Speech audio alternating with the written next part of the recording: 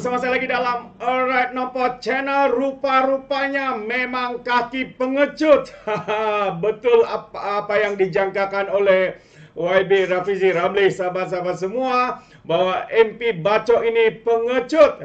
Kalau sebelum ini beliau mengatakan dia akan bersiap sedia bila-bila masa saja ya untuk berdebat dengan YB Rafizi Ramli. Ada pula alasannya konon belum menerima surat daripada Rafizi Ramli. Tetapi selepas menerima surat itu, sahabat semua, beliau pula menolak seperti mana yang dijangkakan oleh YB Rafizi Ramli, sahabat semua.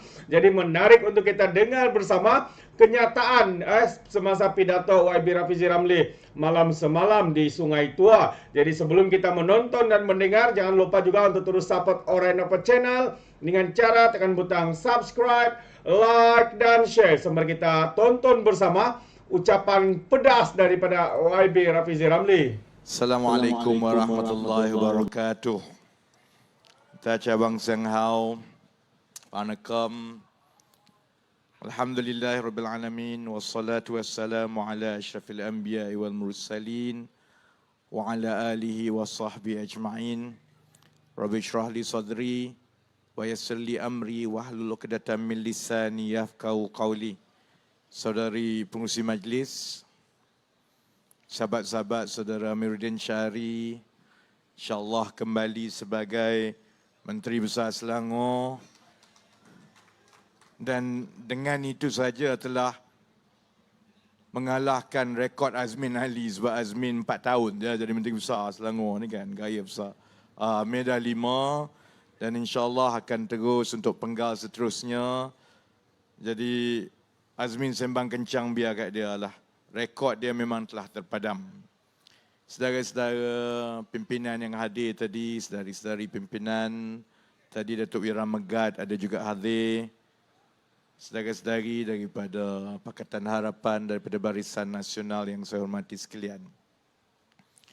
Saya tiap-tiap hari selalunya akan mula dengan liputan kempen di seluruh Malaysia. Dan saya dah jadi macam wartawan dah sekarang kan. Tiap-tiap hari saya tengok apa yang menarik untuk kita kongsi tentang liputan kempen. Sebelum saya mula menjawab mengenai isu-isu yang dibawa oleh lawan kita. Jadi hari ini ada beberapa perkara yang menarik mengenai kempen. Satu ialah mengenai manifesto. Jadi biasalah wartawan hari ini kira hari kedua berkempen, wartawan mana-mana duk tanya calon yang pasal manifesto. Seorang yang ditanya saya tengok tu ialah calon selebriti bola di Kedah, calon di Gurun, saudara Badrul kan. Wartawan tanya dia, jadi apa manifesto anda sebagai calon di kawasan Gurun ini? Manifesto dia mudah je dia pelepah. Walaupun terima, semua kalau orang kita memang kena sepak dengan kita lah.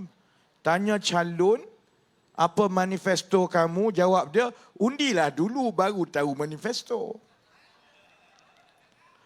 Macam tu baik adik-adik pakcik je lah berkempen.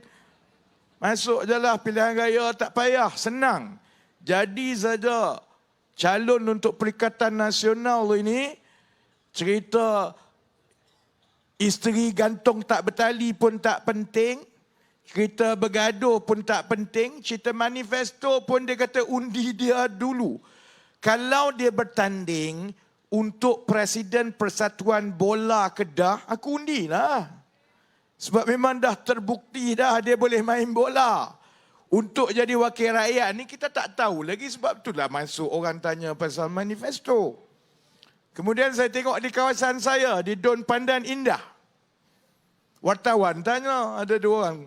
Kebetulan pula tu wartawan pun pandai tanya betul-betul masa calon ada sebelah-sebelah. Calon Perikatan Nasional dengan calon daripada Pakatan Harapan dan Kerajaan Perpaduan, Saudara Izham.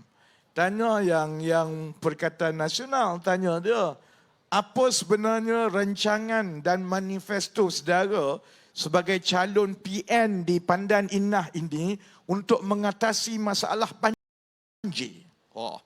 Dengan confident dia jawab. Oh, saya akan bermesyuarat. Kita akan gini ya. Oh, bunyi hebat lah. Tanya Izam. Jadi YB, apa pula manifesto dan rancangan YB untuk mengatasi masalah banjir di sini? Jawab saudara Izam, Pandan Indah tak ada banjir. Pandan Indah hujan, naiklah air sedikit. Tapi mana ada banjir? Kawasan parlimen saya tahulah mana ada banjir. Adalah air naik sikit, mana-mana tempat pun. Kalau air turun lebat, dia naik paling tinggi pun dekat Buku Lali je lah. Mana ada orang dekat Pandan Indah kena pergi ke pusat pemindahan banjir. Saya dah jadi ahli parlimen kat situ daripada 2013 lagi pun. Tapi saudara-saudari, tengok kalau Perikatan Nasional, jenis dia bubuh, jadi calon. Manifesto pun tak tahu. Keadaan setempat situ pun dia tak tahu. Banjir tak banjir pun dia tak tahu, saudara-saudari. Sebab dia bukan peduli pun soal nak mentadbir, soal rakyat, soal dasar. Dia peduli apa dia? Asalkan dia jadi wakil rakyat. Sebab sama macam kita tengok di negeri Kelantan, di Kedah, menjadi wakil rakyat ini bermakna mereka akan dapat gaji, dapat kedudukan, dapat kehidupan yang besar. Sebab setiap kali orang tanya kepada dia tentang kenapa keadaan tak berubah. Di Kelantan air macam itu, di Kedah macam-macam, dia jawab ini semua salah Anwar Ibrahim. Sebab itu saya jemput mereka untuk berdebat. Jemput Azmin bagi macam-macam syarat.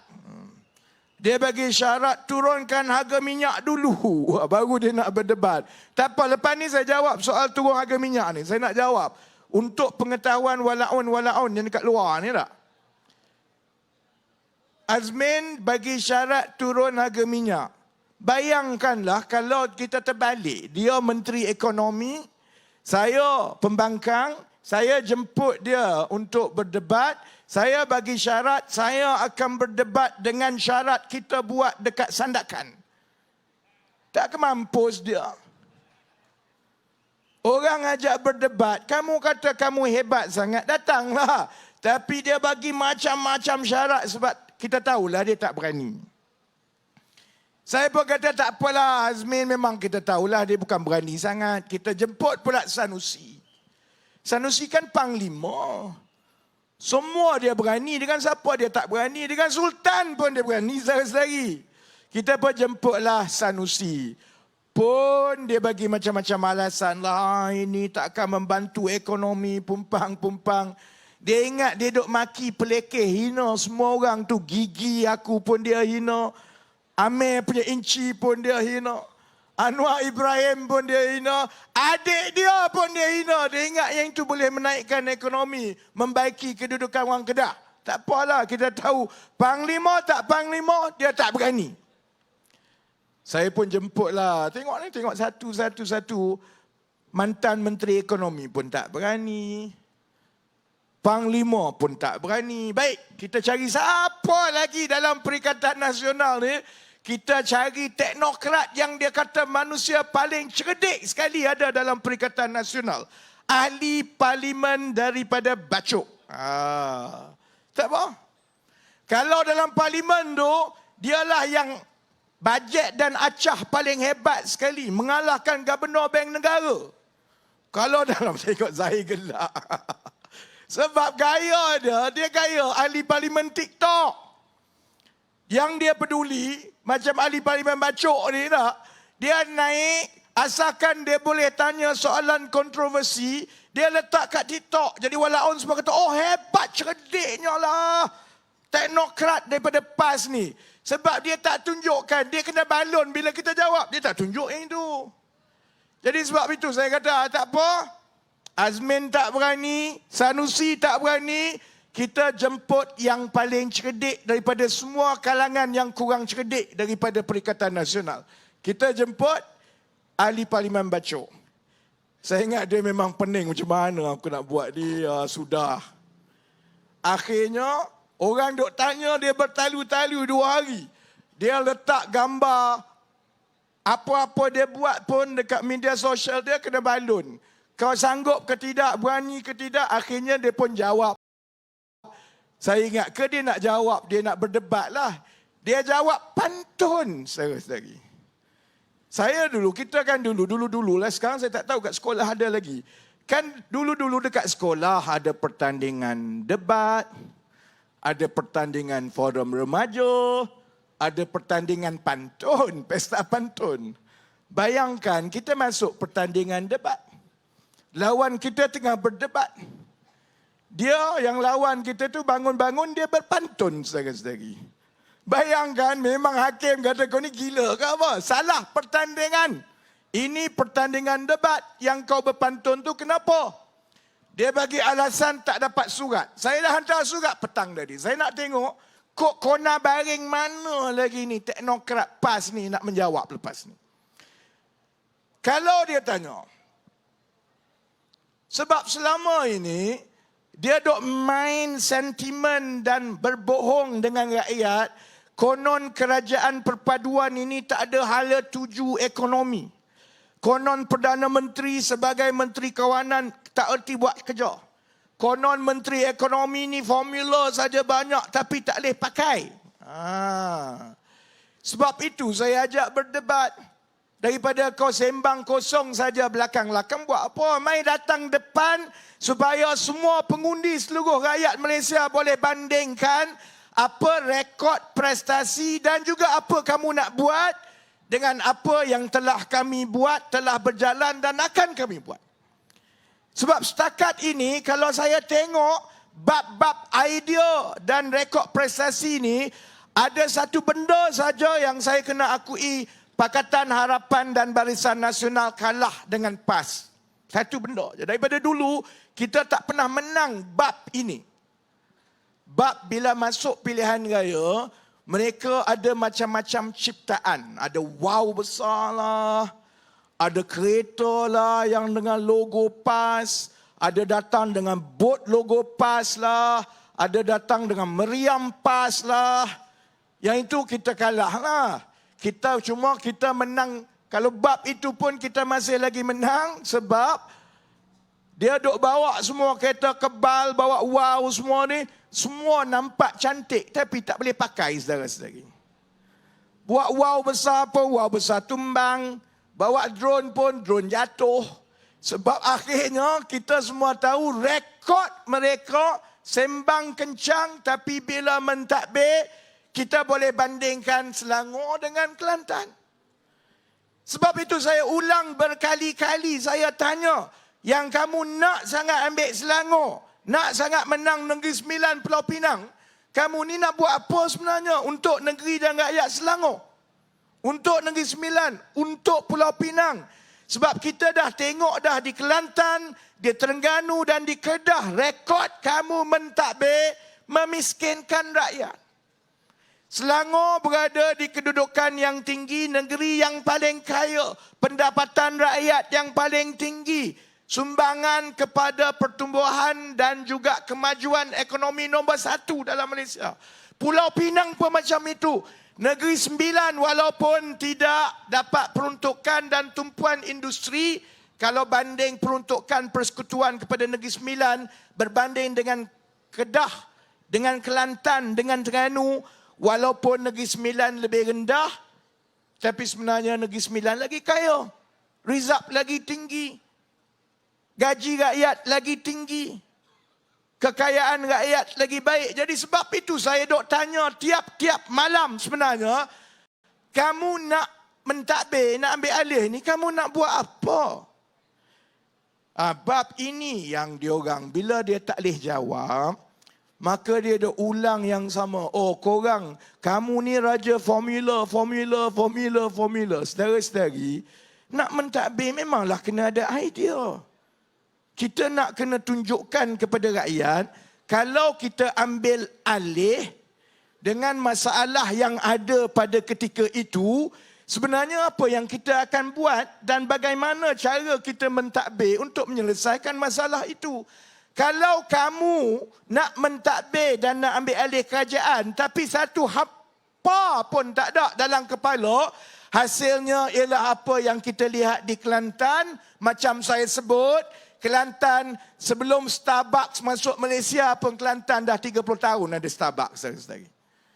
Dia masuk, masalah ada, kemiskinan ada, masalah air ada, tapi dia tak ada formula. Formula dia yang dia sangat bagus ialah beli Mercedes. Sebab tu kita tanya dia, korang boleh kutuk macam-macam formula tak formula, tapi saudara-saudari, formula memang diperlukan untuk menyelesaikan masalah rakyat. Kalau formula kamu tak ada, buat apa kamu jadi menteri? Oh, dia pun jawab terus. Oh, sebenarnya menteri tak perlu cerdik. Sebab menteri tak perlu cerdik. Sebab dia boleh tanya pegawai-pegawai. Bodoh betul. Kalau dah pegawai lagi cerdik daripada menteri, baik pegawai jadi menteri. Buat apa pegawai jadi pegawai? Biar pegawai lah jadi menteri. Kamu nak jadi menteri tapi kamu bodoh nak tanya pegawai. Itulah yang jadi masa 33 bulan PAS Bersatu ada dalam kerajaan, saudara-saudari. Sebab itu kalau di Negeri Sembilan, timbalan Menteri Ekonomi yang dulu tertidur dalam majlis pun nak bertanding lagi. Saya Menteri Ekonomi sekarang. Saya ambil alih, sebelum saya, timbalan Menteri Ekonomi ni orang bersatu. Ahli Parlimen Kuala Pilah. Masuk pejabat pun tidak, saudara-saudari. Sebab apa? Ilmu dia ialah menteri tak apa bodoh sebab pegawai buat kerja. Sebab itu saya tanya kepada pimpinan Perikatan Nasional, macam mana kamu nak menyelesaikan masalah? Dan untuk menyelesaikan masalah ini, kamu kena ada idea. Sebab itu kita ajak dia berdebat. Yang kamu tiap-tiap hari duk ratip harga barang tinggi, ayam mahal, telur tak ada. Kau ni duduk kat mana?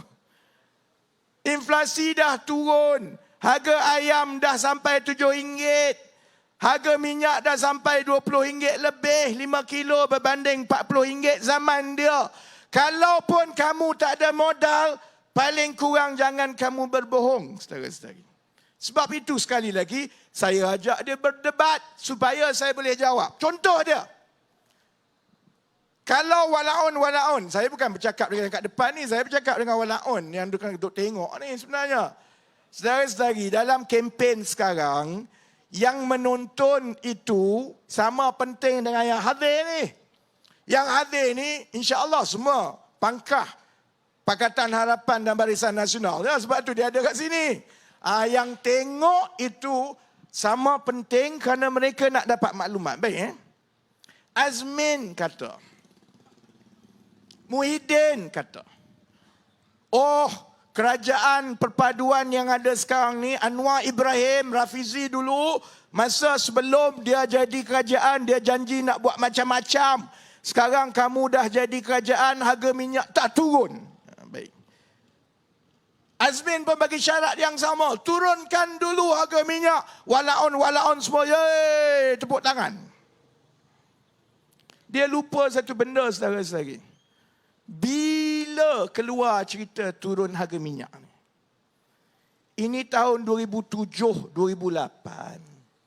Yang duk bersorak, yang duk tanya suruh turun harga minyak ni, masa tu budak-budak yang duk menyokong Perikatan Nasional tu sunat pun belum lagi, saudara-saudari. Dia duk tanya harga minyak. Sebab itu kalau saya marah dekat Perikatan Nasional atau PAS, saya sebenarnya tak peduli untuk lawan politik. Dengan BN kita pernah lawan.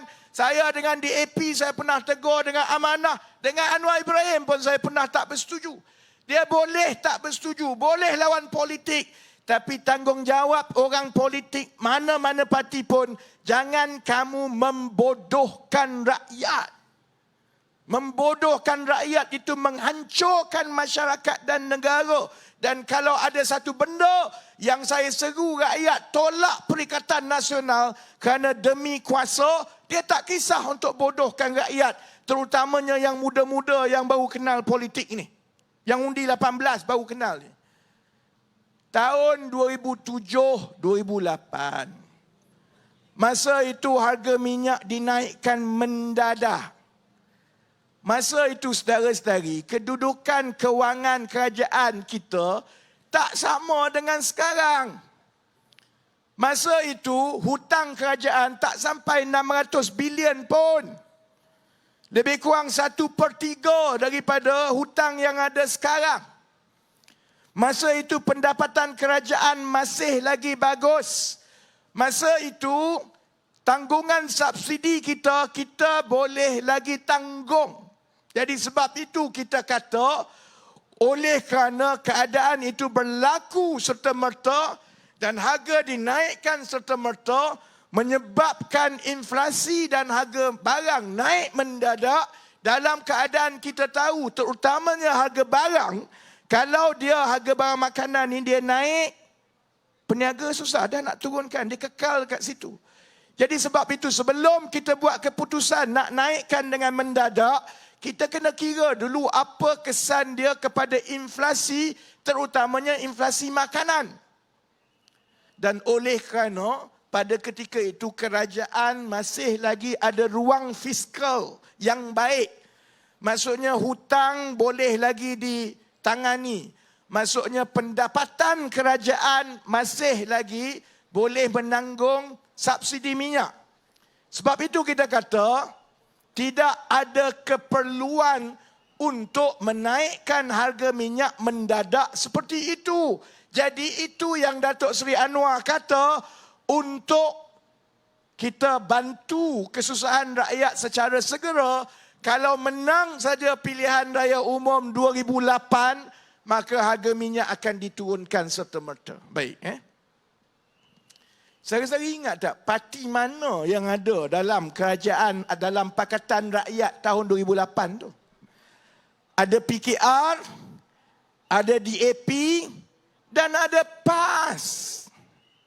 Saudara-saudara ingat tak siapa yang sama naik berkempen dengan saudara Anwar Ibrahim masa nak turunkan harga minyak itu, kerana masa itu pun dia dah bercita-cita nak jadi menteri besar. Siapa dia?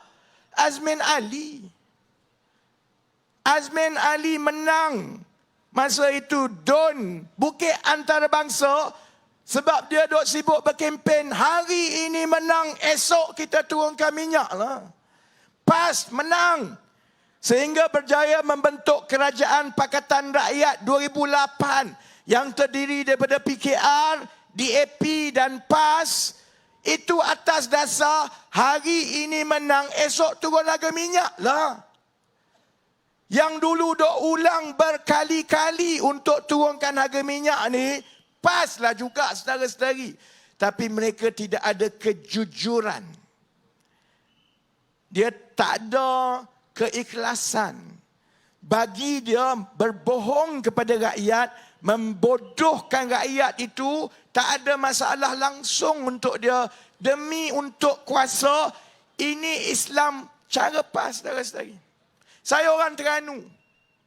Sebab itu keluarga saya daripada awal tak pernah dengan PAS, saudara-saudari. Sebab cara mereka menghukum kalau orang tak bersetuju dengan dia, dan kalau bila dia hukum, fakta dia ke, tipu dia ke, tak penting. Asalkan dia boleh perbodohkan kamu. Itu cara dia daripada Terengganu, yang sekarang ini budaya itu sampai ke Kedah, dan sekarang ini cuba dibawa ke Selangor, Negeri Sembilan dan Pulau Pinang. Kenapa contohnya hari ini, pada harga RM2.05, kalau orang tanya saya, YB, kenapa YB tak turunkan harga minyak? Kenapa YB lebih banyak bercakap tentang gaji? Kenapa tumpuan kerajaan ialah bidang-bidang ekonomi baru? Kenapa kita tidak menurunkan harga minyak seperti yang tahun 2008, iaitu 15 tahun yang lepas? Pertama, saudara-saudari, hutang negara 1.5 trilion. Hutang kita kena bayar. Jadi kerajaan kena buat pilihan. Saya bagi contoh. Tahun 2022, akhir tahun itu kita ambil alih kerajaan persekutuan. Saudara-saudari tahu berapa jumlah wang subsidi yang kerajaan terpaksa belanjakan? Saya tak anti subsidi. Saya dulu masa zaman Datuk Seri Najib dulu nak potong subsidi dan apungkan harga minyak, saudara-saudari tahu, saya orang pertama yang kata kita kena kekalkan subsidi minyak untuk rakyat. Tapi subsidi itu kena berpada-pada. Jadi pada RM2.05, berapa subsidi yang rakyat, yang kerajaan tanggung untuk setiap 1 liter minyak sekarang? Azmin tahu ni sebenarnya. Tapi dia buat-buat kabur sebab hidup dia kabur, saudara-saudari. Berapa untuk 1 liter minyak bila kita isi RM2.05, berapa yang ditanggung oleh rakyat, oleh kerajaan? RM1, saudara-saudari. Harga minyak RON 95 yang kita bayar sekarang ini, harganya hanyalah 2/3 daripada harga sebenar.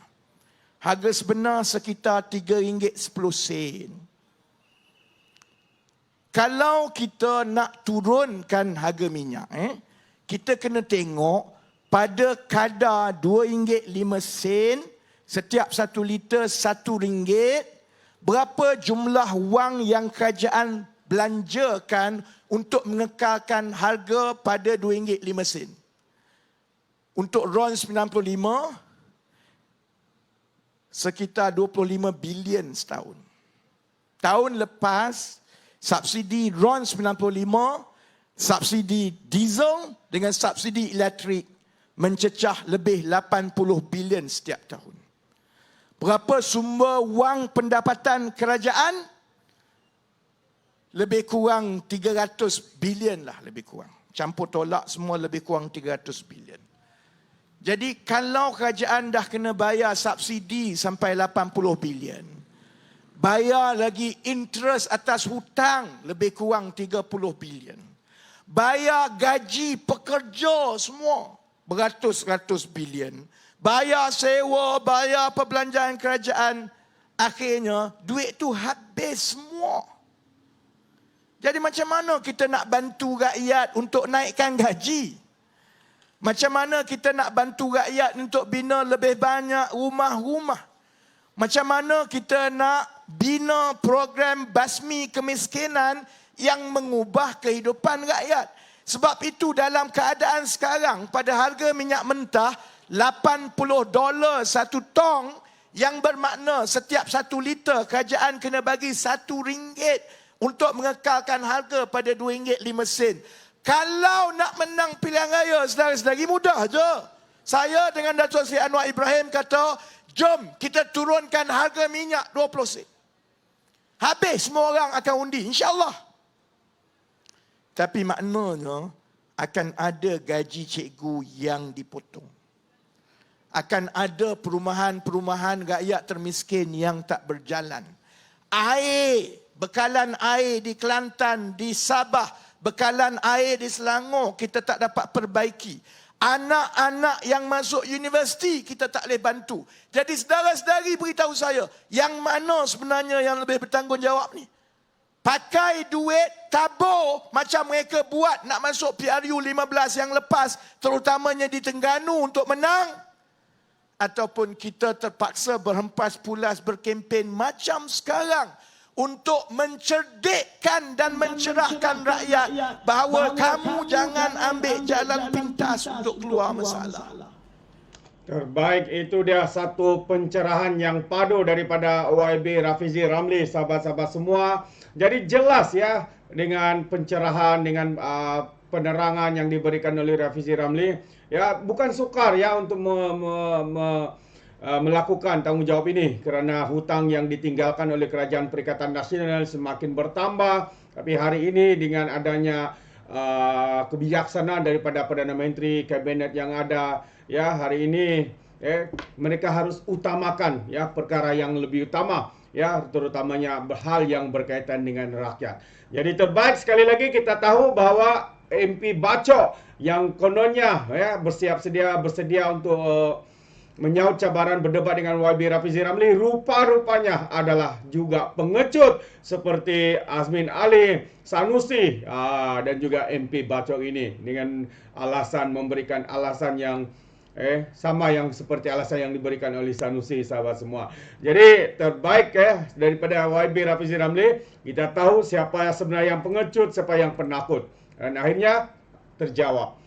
MP bacok, pengecut seperti Sanusi, Azmin Ali dan juga pemimpin-pemimpin daripada Pertikaian Nasional. Jadi sahabat semua, bagaimana pula dengan anda? Adakah anda setuju atau tidak? Anda boleh berikan komen anda dalam ruangan komen. Tapi ingat, komen dengan cara berhemah.